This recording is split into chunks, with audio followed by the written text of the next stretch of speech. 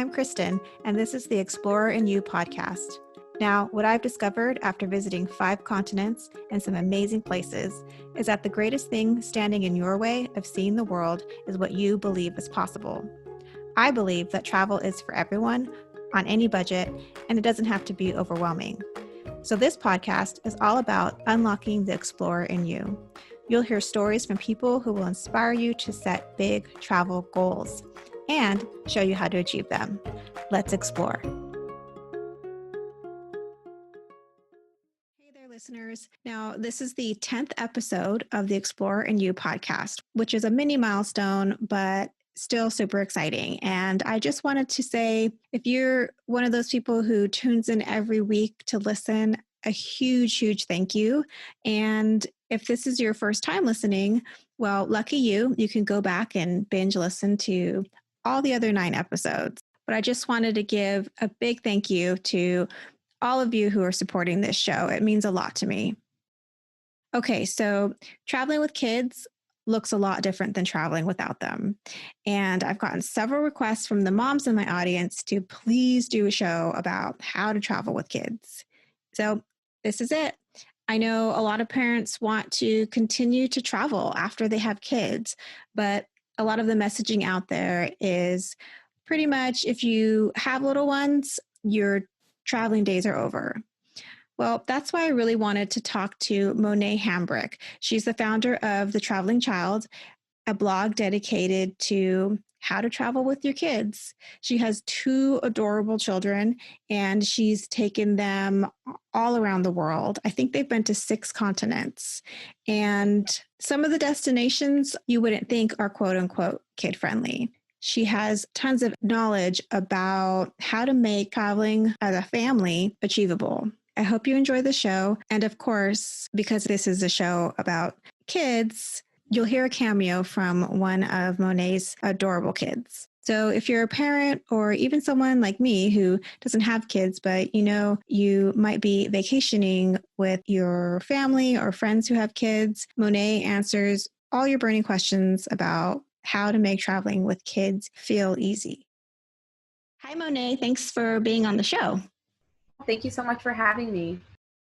So I'm not a mom, but a lot of my listeners are moms, and I've gotten a lot of requests. Can you please do a show on how to travel with kids? And I get it. I think traveling with adults is so much different than traveling with children. And I can see that they're just kind of trying to wrap their brains around, like, what does that look like traveling with kids? And how do I make that an enjoyable experience for everyone? So I totally get it. And that's why I really wanted to talk with you today, because I know that all the mamas in my audience, they're going to get a lot out of this. And I actually crowdsourced like 90% of my questions from them because I figured, well, who better to ask the burning questions than them? So, and they actually gave me some, I thought, really great questions. But I love your motto of if kids live there, kids can visit. I mean, it's true. Yeah. It's like, well, what do people do there who have kids? Exactly. That is exactly why that's my motto, because, I do get questions a lot on what are kid-friendly places to go, or what place do you recommend for an XYZ year old? And my thing is really, if kids live there, kids can visit, because as you said, if kids live there, that means their parents have to have something for them to do. Right. So of course, unless unfortunately, unless it's like a war-stricken country or zone, like you can take your kids anywhere you want to. We have taken our kids to 6 continents. So they've been on any type of adventure that you can possibly think of. And some of the places that people probably least consider kid-friendly have been honestly some of the most kid-friendly places, and I'm using air quotation marks because I don't really believe in kid-friendly. Okay. But for what most people think of when they think of kid-friendly, those places that they think are least kid-friendly end up being the most. Okay, that's really interesting about kid-friendly. That term, we'll get into that because I'm curious. Okay. I want you to define that, or what you think about that. But can we start with you sharing a little bit about the traveling child and your journey as a travel blogger? Yeah, I started my travel blog back in 2016, actually at the recommendation of a friend who had came over. She, at that point, I had my older daughter. She was 21 months, and we had gone to Greece, we had gone to Italy, Jamaica, throughout the United States. And when she came over to visit, I was preparing to go to Colombia with both daughters. My second one was like 9 weeks at the time. So we'd be going to Colombia, to Cartagena and Medellin when she was 10 weeks. And she was like, you should really start an Instagram about your travels. And I was like, no, thank you. I just thought that honestly, it'd be seen as like I was, showing off like, oh, look at us traveling, and she was like, I don't even have kids, but I hear all the time parents talking about how their life is going to be over once they have kids, they can't do this and they can't do that. And you see all these, articles that are written by magazines that say travel now while you're young and single, before you get married, before you have kids. And she's like, but you are married and you have kids and you're doing all of that stuff still. So I think you showing other parents doing it will be so powerful to them. So I thought about it, and that's how I started it. And I just wanted it to be something that was more than just pictures. So, we provide tips on how to travel with kids. We provide the full itineraries for every trip that we go on to our audience on our website, 100% free of charge, to make it easier for parents, because I know I'm type A and I love to plan, but I know everyone's not like that. So same here. So them being able to have that information at the tip of their fingers on for playing with kids, or the itinerary that we did, and they literally copy it and have it planned, is just something that I love doing, and I love sharing that with our community. So that's how it started. And now I'm so thankful to my friend Paula for making me start it, because my life would not be anything like it's now without it. So super thankful. Great friend. Yes. And I feel like it's 2016 isn't that long ago. And I feel like you've grown pretty fast. And I think that speaks to, like you're saying, like there is a huge need. There are a lot of parents asking the same question and getting messages like, your traveling life is over when you have families. And I think so much of us value travel and exploring, and, don't want to share that with our families, and don't want to be told like, oh, that's it. They want to see something else. And then even if you don't have kids, I found myself camping this summer with 5 teenagers, a 4-year-old, a 5-year-old, and a baby. And there were only 3 adults, and only one of us was a mom. So it was like, okay, like for someone like me, I'm very close to my family, and, we're close, and we'll travel together. So it's kind of like you need to, if you don't have your own kids, but, you have kids in your family, you're going to want to like know how to like make that easier, especially because I'm like you, I'm the type A planner. So I can't help but help plan these trips. So it's definitely helpful. These things will be helpful for even me, I know. Are there systems that you have in place that just generally makes traveling with kids easier?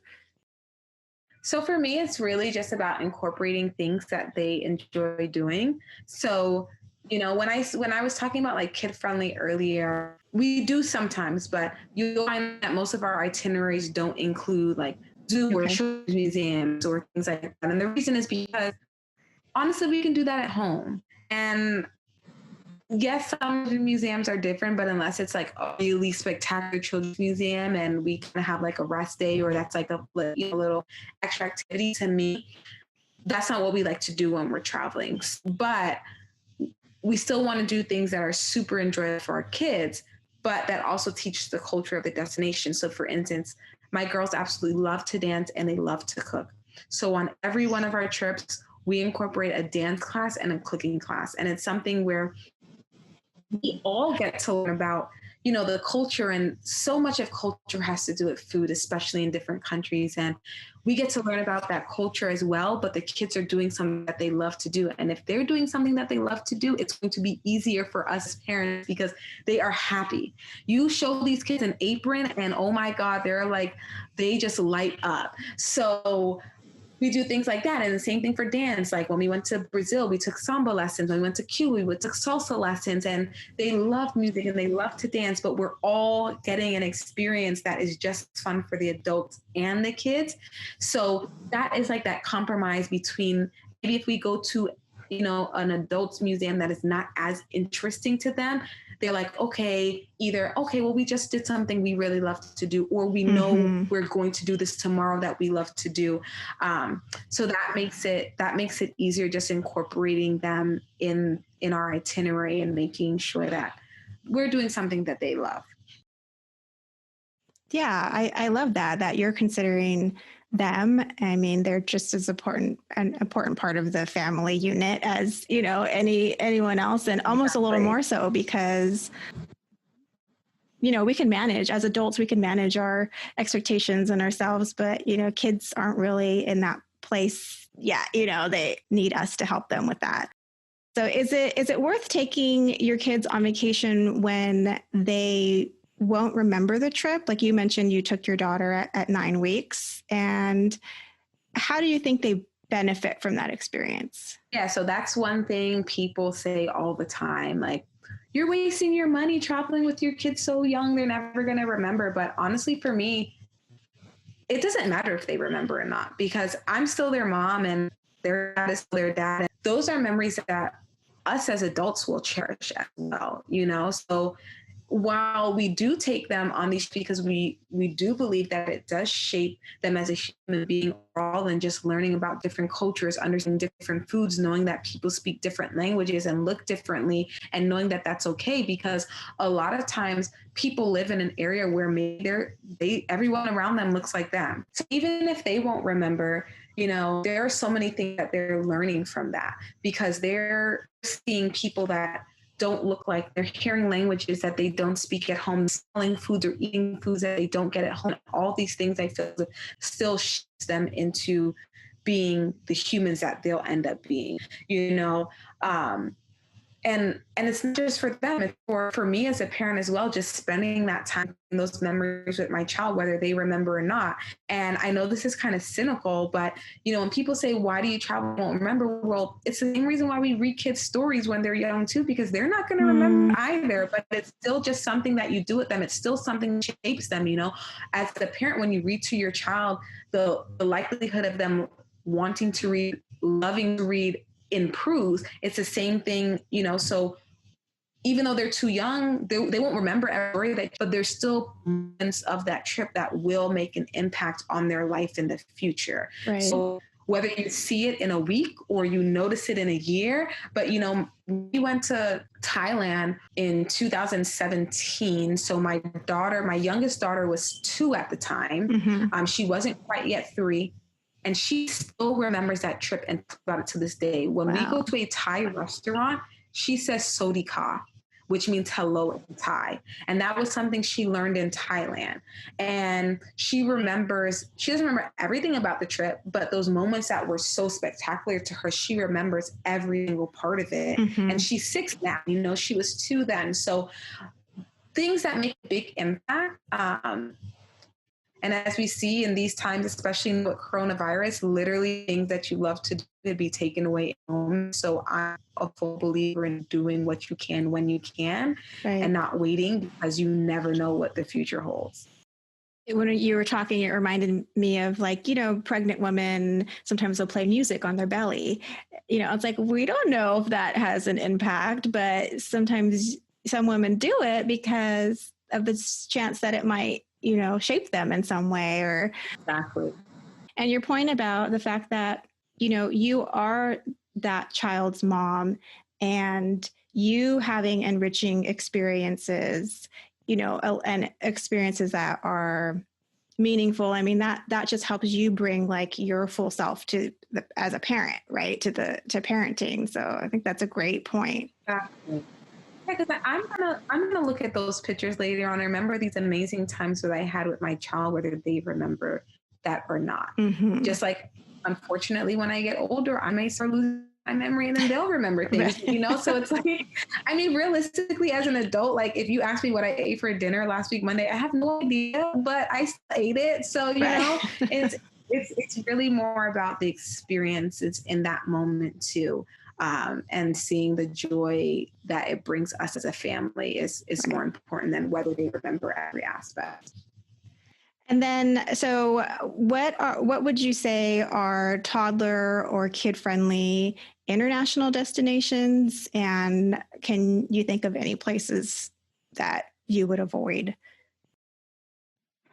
Yeah, so for me, it goes back to like if kids live, kids can visit. So for us, really the only places that we avoid are like places that are in turmoil that I myself wouldn't go with myself. So any place that I would go, I take my kids with me. We took them to Kenya when they were 2 and 4 years old, and we spent 8 days in Kenya and went on a safari. People that will tell you taking young kids on a safari is the dumbest thing ever. But for us, it was like, one, it's way cheaper when they're that age because they're like 25% the cost, full 100%. Right.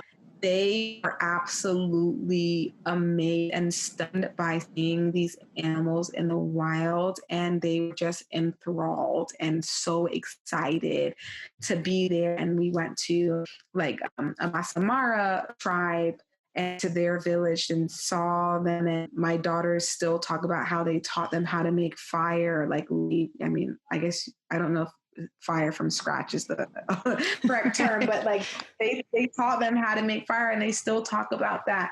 And most people will say, I would never take my young child to Kenya, you know, but we had the most amazing time ever. So for me, it's really finding destinations that speak to us, that we're interested. We just spent Thanksgiving in Morocco. Wow. When my girls were 5 and 3 years old, and we went to the Sahara Desert. We went Chef Sean. We went literally, me and my young daughter spent 2 weeks there. My husband and my older daughter came when she got out of school for break, and they spent a week. And yeah, I mean, we spent the night in a tent camp for 2 nights in the Sahara Desert, and it was amazing. And there were other people with kids there too. And a lot of people, you know, wouldn't consider that, you know, Morocco is a destination that you take toddlers either. But I think sometimes we a lot of limitations on ourselves, not realizing like how fun things can be. And like in Morocco, that's one of the places where we felt the most welcome with kids. I feel like in the United States, unfortunately, families aren't valued.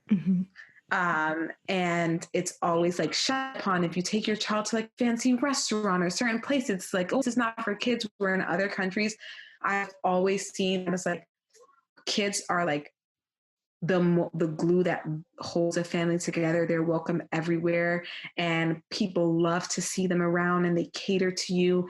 Like, we went to Thailand, and literally, I don't think I took care of my kids the entire time, except when we were like actually in our room. Like literally every single tour guide was like, oh no, they can, yes, I will hold him while they're walking. No, don't pick them up. I will pick them up. Like, we want to make sure you as the parents are also having a good time. We will indicate, like, I'm going to go, you know, this little thing over here. I know it's going to like entertain them or whatever. Like in other places, I just find that they find kids, like kids are so important. Like they cherish them.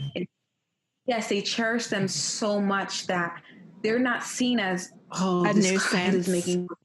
Yeah, they're not seen as that. Also, for me, we prefer traveling internationally, even because of that, because of how much other countries value children, and they love them, and they embrace them, and they love seeing you with them. So they're never seen as a problem.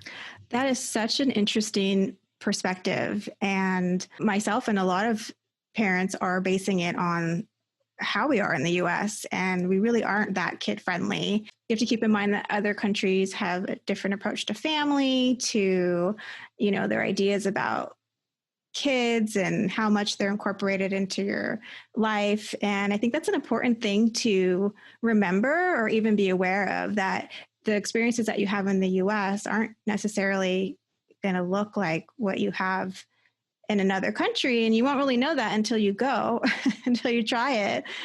You know, America, we're supposed to be this amazing developed country, and we don't even have paid maternity leave. Whereas in other countries, women get a year off at 90 to 100% of their pay, you know? So, and that speaks a lot to our values. Yeah, exactly. So for me, I mean, now there is a comfort level, you know, especially if you're not used to traveling just in general, and then you're going on this huge trip a first time for yourself and then with your kids, there is definitely like a comfort level. So what I recommend people is taking into consideration certain things. One, do you feel more comfortable going to a destination that speaks the language that you speak? You also maybe going to a country where English is one of their, you know, their top languages. So maybe you want to go to the UK, or even like in Kenya, English is actually one of their national languages. So pretty much everyone in Kenya speaks English. So maybe going someplace that you 100% feel comfortable with the language and there won't be a language barrier, or a place where, you know, if you're not comfortable taking public transportation, maybe you're not going to a city that relies on public transportation, where you're going to be going on and off buses or trains or subways with kids if you don't feel comfortable with that. You know, if you prefer maybe going to a destination where you can rent a car and have your car seat and doing all those things, understanding too that in some countries, like, car seats aren't necessarily a thing. So when you're going to certain places, making sure that you're comfortable with alternatives. So those are definitely things to consider, because I think those are more of a comfort level of your travels. But if you're comfortable traveling, I don't really think there are limitations on where you can bring your kids. But I definitely would say take those things into consideration. And then, so you touched on this a little bit about in terms of, you know, how do you determine if a place is safe to bring your kids? And it's basically if you wouldn't go yourself, you're not going to bring your kids. If it's like a country that's in conflict, then, you know, it's like a no-brainer. Exactly. We're not going to go to that place. Exactly. Yeah. And then if a child has like extenuating circumstances, or maybe like allergies, or, you know, like like that, something that is really important. And you want to make sure wherever you're traveling, like there's a hospital or urgent care center near to where you're staying, that you have that information, because those, of course, bring into lots of other factors, you know, insurance, and know where the nearest hospital is to where you're staying. But if you know that you or anyone in your family has underlying conditions, then you don't want to go somewhere where the nearest hospital is an hour and a half away. So look at those things like that. I would say, you know, have to do it safety too. And then, so how do you deal with, like, and I don't know if your kids are past this stage, but how do you deal with nap times while traveling? Especially, I know you have 2 kids. I mean, they could possibly be on different nap schedules. What does that look like? So the younger they were, the easier for me it was, because like baby age, they're just going to sleep whenever they want to anyway. And for younger kids, I'm team carrier all the way. So literally when it was time to nap, my child would just fall asleep in the carrier and I would just keep going on. I remember I went to Europe with my girls by myself. They were 1 and 3. And we did in 7 cities and 5 countries. Wow. And just me and the 2 of them. I remember I had my stroller and the carrier, and then like my little one, when she was tired, she just went to sleep, and I just like put the stroller into the Mona Lisa so she could still get a picture with it. Like, you were there, you were sleeping, but you were there, you walked out. It was nap time, and you were sleeping, you were there. And you know, when they're young like that, you have a carrier, if you have a stroller, like you can honestly continue your day. We never made it a point when they were like younger to have them nap in a specific place with a specific lighting or specific, you know, white noise and things like that. So I think that helped a lot too. Since we did start traveling with them young, we were always out and about. I mean, I took my youngest daughter to Australia at 8 months. So she was just in the carrier and she would just go to sleep when she was tired, and she could anywhere because she was used to always being out and about. So if they're like that, then that's the easiest way. Carry a stroller, and then my stroller is the one I can lean back so they can like lay down more flat, and I just keep it moving. You just have to organize your day around it. So maybe you do a morning activity earlier in the morning. That way you can get back to your hotel or Airbnb or vacation home for a time, and then activity after, or, you know, schedule your activity for the after they've had their nap times. There's definitely multiple ways that you can make it work. Yeah. And my sister has 3 kids, and she was similar. Like, they were never noise sensitive, right? Like, there was always stuff going on, because it wasn't like shut down the house because baby's sleeping. It was like, well, life's going on, and, you know, if you fall asleep, you should probably fall asleep. But I think that probably helps when you're tremendously when you're traveling, because there's always stuff going on if you're in an airport or you're standing in line, or just the constant, you know, stimulation is there. So and then, so what do you do? Like, say you've bought tickets to an experience, and then either your kids maybe having a meltdown or they're just having a tough time. Have you encountered that? And have you had to like just skip it, or do you try and get a refund, or how do you handle that when you've had something set, you know, that you've purchased tickets for, and it doesn't seem like it's going to work out? Yeah, so if I'm already there, I try to diffuse the situation as best as I can. But especially if I'm doing something and it's not a private tour, the last thing I want to do is inconvenience people that are there and have paid. So I'll step aside. And if I step aside and we still can't figure it out, then yeah, unfortunately, I'll have to walk away. If it's before an event, like, I definitely had instances happen where ended up being someone was sick. Like my daughter, we were in Costa Rica and she ended up getting sick, and we had tickets.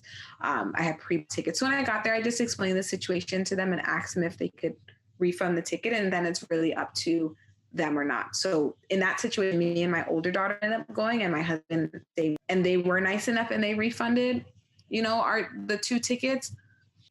Of course, they didn't have to. They maybe offer you to reschedule everybody. That's right.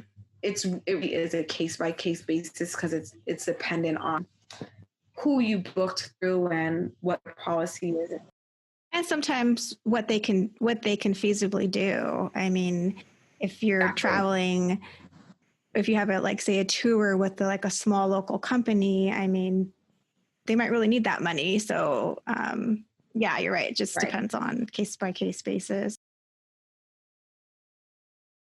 What do you do if your kid is a picky eater? It sounds like your kids have cooked and eaten all over the world, so you probably don't have that problem, but...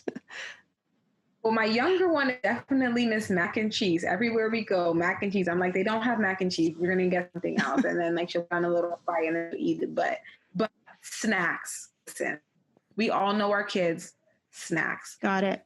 No shit my game. We travel places. I normally have one backpack that I put on the plane that is literally just filled with all of our favorite snacks.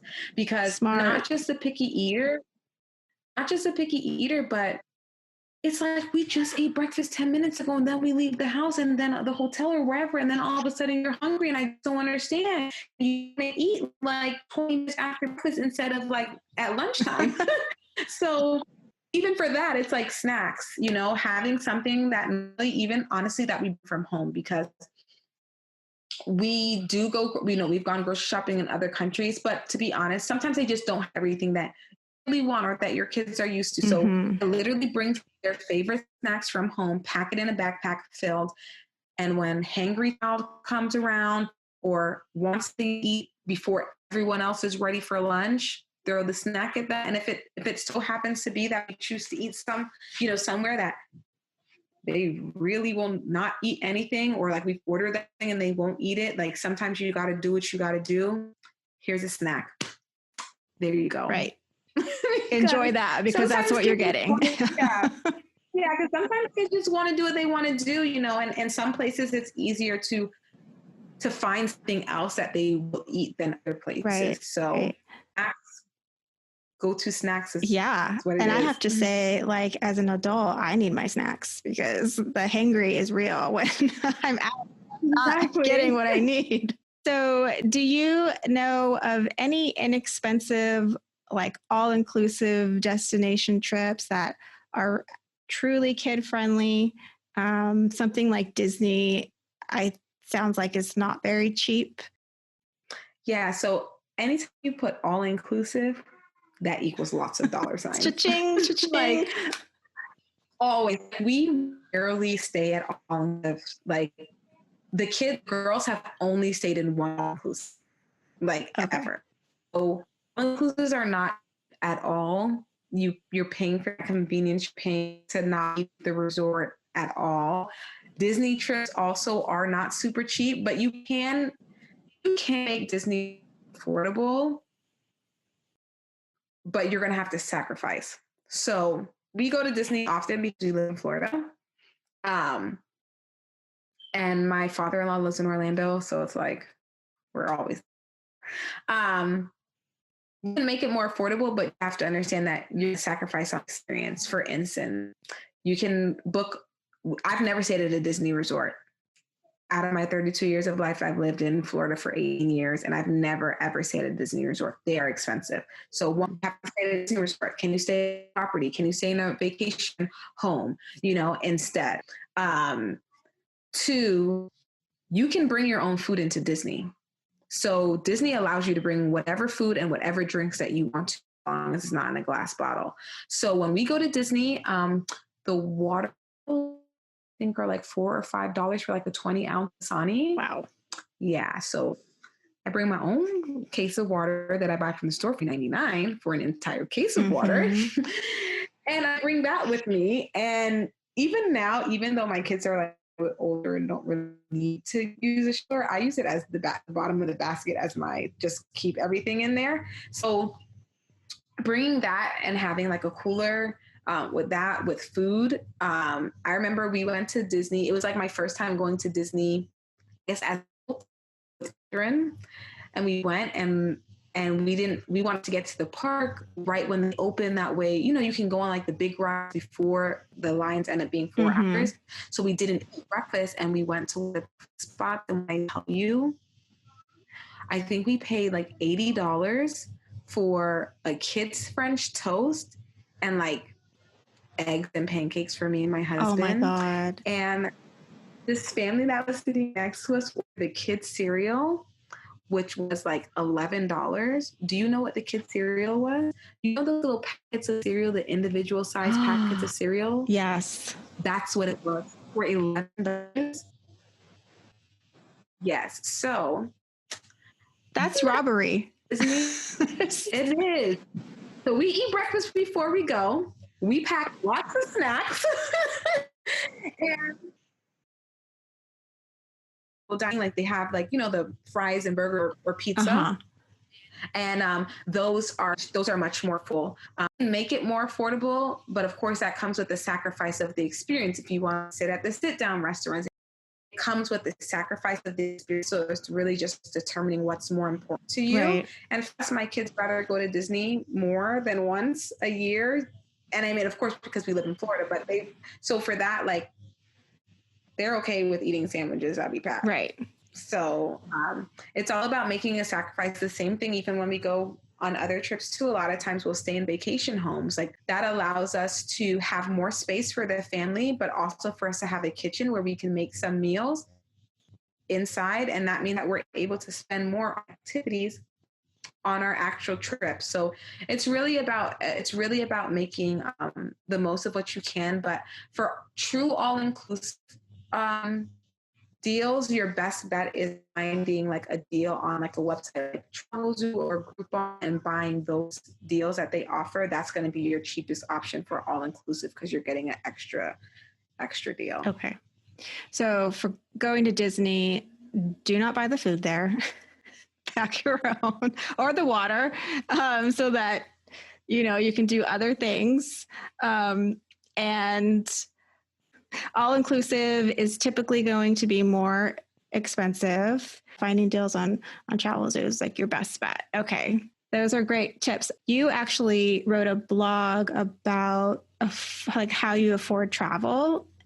And I read that. It was great. So you wrote a lot of great suggestions. So I will link that to in our show notes. That way people can find out about that. Because I feel like we're just kind of scratching the surface with sort of like the how do you travel affordably. And then what's your advice for making those long distance flights, like with little ones, work, like from the time of day to dealing with jet lag? What does that look like? So what we try to do is always get a red-eye flight for long travel, especially going from like the US to Europe, because you're going to be leaving at nighttime here, like at 9 p.m., and you're going to be arriving there at like 8 a.m. So your kids can sleep the entire flight. You can sleep the entire flight, and you wake up and it's like you're just starting a new day at home. So that makes jet lag seamless. Now for super long destinations like a Thailand or Kenya, where it takes like almost 24 hours to get there, because there's no direct flights at all. You have to have a layover. I always set my watch for the local time. I try to do a day before, but sometimes, especially if you have kids in school or work, like you can't operate like that. But at least by the time we get on the plane, and then I make them sleep or nap during the time that is in the destination. It's a pain at first. Listen, they want to watch movies, they ignore you. But everyone feels better when we actually go by it. So I'll set that and just eat. So okay, well, you guys stay up for like 4 hours, but they need to go to sleep. And then even if I have to wake them up before waking up, I love you too. I'm so sorry. That's okay. Person in the room. It's an episode about kids. Of course, we have to have a little. Pop in the room. Love you, Mom. Yes. Oh, that's so sweet. No matter how many times I said, hey guys, I'm going to go on a call right now. You guys please keep your voice quiet and leave Mom alone for a little while. Never fails. But at least it was not. That's adorable. But yeah, even if that means I have to wake them up before they're ready to wake up on the plane, or if the sacrifice then, that way we can get in the routine. That way once we learn the destination, it doesn't take as long to, to get over the lag.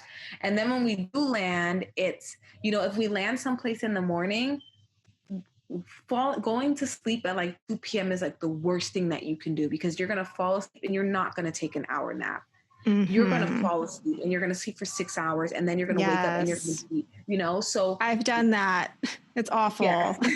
So we try, the first day, one light activity. Like we're not booking our dream excursion on the first day, so we're booking. It's like an ease into like, let's land, get checked in, get something to eat.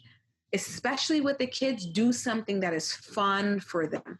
That is a day where like I'm trying to find a park or a playground, or maybe that's my children's museum day if I'm going to incorporate that into the itinerary, because I'm so excited that sleep is the last thing on their mind. That way they last until the nighttime so they can go to sleep and get a good night's rest. So super easy first day, and try to be outside. Like outside where they can run around, where they can have a good time, where they can, these kids, even though they're tired, they don't want to sleep and they're doing something fun. So use that, and that helps a lot. That's great. Are there creative childcare options while you're traveling? I mean, I guess if you wanted to have some like alone time with your partner, you don't have a nanny. So there's multiple ways. So if we don't if you are staying at an all-inclusive, I love the all-inclusive we stayed when we went to Jamaica last year, because they had a kids club, they had a kids club, and we could drop the kids off, for X amount of hours a day. Same thing you can do on a cruise.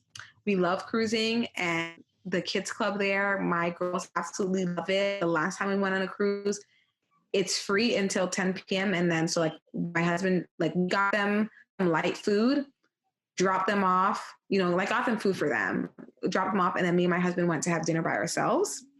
And then we hung out after that. We went to like a show or something. And then we came to pick them at 10 o'clock and they were not ready to go at all. They were like, we want to stay longer. So we were like, wow, 10 p.m., but we paid for another 2 hours for them to stay and then went and had more fun by ourselves. So cruising is great. Stay at a place with the kids club.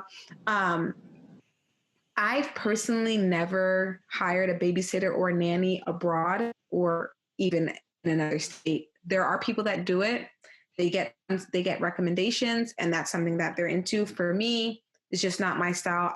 I feel more comfortable with the kids club because, it's like, especially if it's at a hotel, I know that it's regulated, that the hotel doesn't want, a bad name, and there's multiple people there watching and tons of kids. So I feel more comfortable, but I know lots of people that do get babysitters. We also like to travel with other people for this. So multi-gen travel. Built-in babysitters. Exactly. So we've done it with my parents quite a few times. They'll always give my husband and I like a day or a night out. We've also done it with other couples. So that also helps because then like, if it's like me and the girls, we can go have a girls' night and the guys can stay and watch the kids. And the guys can have a guys' night and me and the ladies can stay. And then each couple can go and have a couple night and the other watch the kids. So many options. So many options. So we like to do that as well. And then also another reason why we have vacation rentals and vacation homes is because you're not in a hotel room where everyone's in the same room. So we can literally put the kids to bed in their room and go to the living room or wherever else in the house and have alone time by ourselves too, if we don't have a babysitter. And then yes, it's more creative because you're having a date night at home, but we can still watch a movie, by ourselves. If we rent a vacation home with a pool, we can go in the pool and relax, or, in the backyard or whatever the case may be, even if we don't have anyone else with us. Right. There's just more options of like space when you're in a vacation home. Yeah. So what is a trip experience you would tell parents that like they absolutely need to do with their kids? I'm sure there are more than one, but yeah, so many more. I mean, I don't know.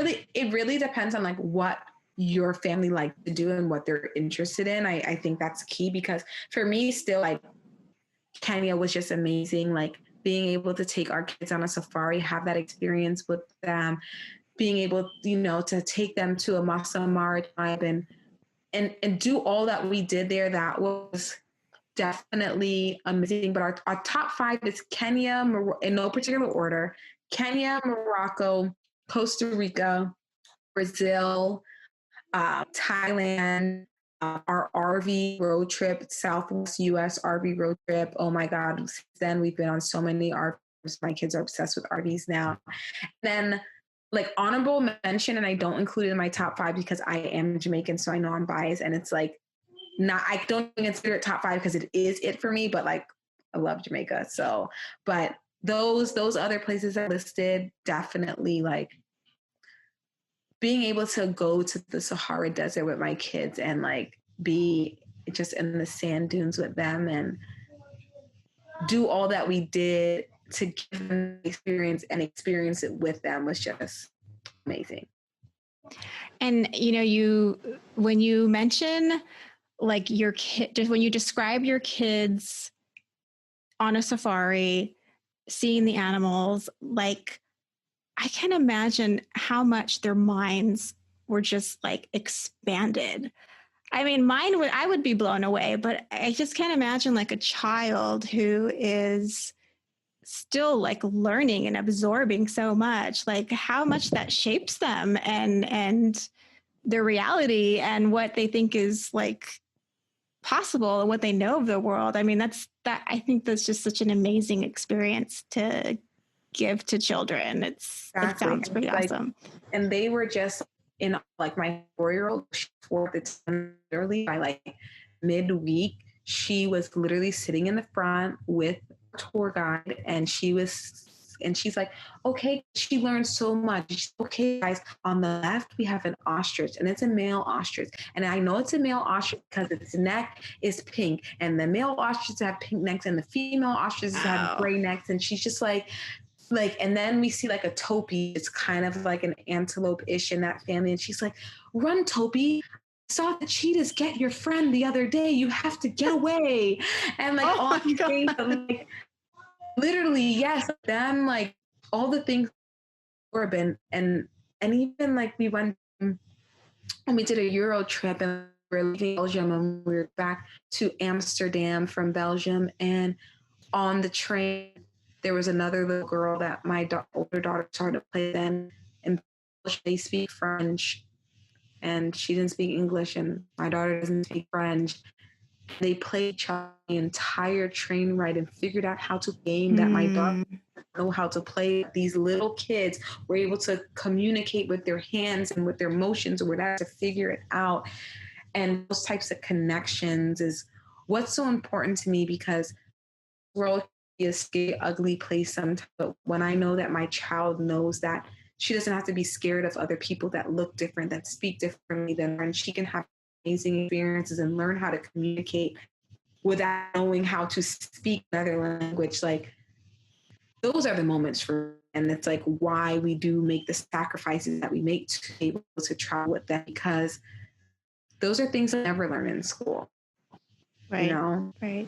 Yeah. Things that they can only learn by having these real world sort of life experiences. And it's very much sort of normalizing differences. Like that's the normal, that people are different from you, and that's okay. And how can you connect, kind of thing. She has having those experiences of connecting to people who, like you said, don't speak the same language, don't maybe not look like her. And just having that experience, I think, is so invaluable. Especially because we can kind of get in our own little worlds and not like look up and see what else is out there. And then, so what is a travel accessory that you've bought that you would say like, this is totally worth the money? Something, I guess it doesn't have to be toddler related, but any sort of travel accessory where you're like, I can't live without it. I know you mentioned you're a big carrier person. So number one for Ergo Baby Carrier. That's just the one I personally used and loved, and used it with both of my girls. Used the same one for 6 years. So they last, like it's been everywhere with us. And is it a certain like brand? Yeah, Ergo Baby is the brand that I Baby love. There's tons of brands, like there's Baby Bjorn, there's other brands, but personally I've used Ergo Baby and absolutely love them. It's what I get every single, and also we travel with car seats a lot. So car seat transport is also like key. It basically turns a car seat into a stroller. And car seats are heavy, like convertible car seats are like 25 to 30 pounds. Like no one wants to be riding that or like carrying that in their hand at the airport. So my kid can sit in it, get strapped in, and then I can also pull it. So I'm not having achy back or anything like that. So those two things, I leave. Now I do leave without the carrier because November was the last time I used it. I'm sad that part of my motherhood had to retire it. Yeah. But yes, the car seat transporter, always. It's a lifesaver. Nice. This isn't on my list of questions, but have you and your family been to New Zealand? We have not. I've been to Australia, but New Zealand. Okay. And I should have went when I was in Australia because so much closer, but didn't have time. Yeah, I just could see you and your family, just hearing the way you guys travel, like just loving it there. So I know you'll get there one day. I'm sure you have a list of yeah. Okay, so just to wrap up, my final question is, what was your most meaningful travel experience? So when I was in high school, the summer between my sophomore and junior year, I got a scholarship for this program called Experiment in International Living. I got to go to Botswana 5 weeks. It's a country just north on the north border of South Africa. And I got to stay with a host family in a village for 2 weeks. I got to go camping in the Okavango Delta for a week, do Habitat for Humanity another week, and just explore. And that was just amazing because connection that I got with the family that I lived with is, a connection that you don't often get when you travel. To really be able to see how the locals live, how they, how everything about them, and for them to welcome me into their home and teach me so much about their culture, and then for me to be able to give back to the country by doing Habitat for Humanity and building homes in less fortunate areas in the country, and then being able to go camping in the Okavango Delta. And there were so many things encompassed in that trip that it was amazing and definitely changed, my life and how I view travel and all of that. So that sounds like a really amazing experience. And were you interested in travel before that? Like before that high school experience? And like, when did that travel bug or have you always had it, or?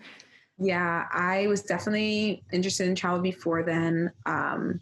As a first generation American, I had my passport from the day I was born because I had to go back to Jamaica with family all the time. So, we go to Jamaica, and my parents also love to travel. So they weren't able to take me on all these international trips that I'm able to take my kids on. But I have pictures, before car seats were a thing, like sitting on the lap of my mom in the backseat with two of her sisters. We lived in New York, and we would go South Carolina, like whatever the case may be, and then also going other places with them. So travel was something that I think has been ingrained and instilled in me from birth, especially being a first American and loving it. But I would say that trip, I enjoy travel, but I think that trip, unique experience that it was, really made a difference for me in not only my love for, but how I choose to travel as well. And it sounds like you probably didn't really stop traveling from that point on. Never did. I studied abroad in college. And where did you study abroad? In Beijing, in China. Oh, wow.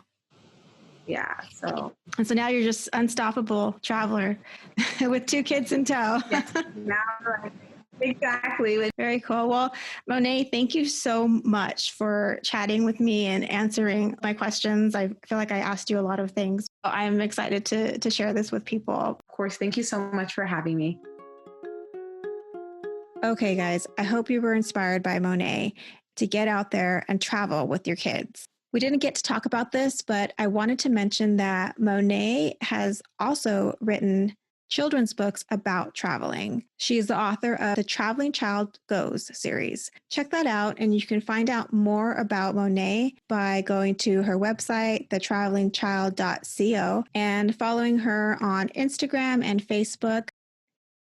Thank you for listening. Don't forget to rate this podcast if you love it, and leave a review. And subscribe so you don't miss an episode. Have a wonderful week.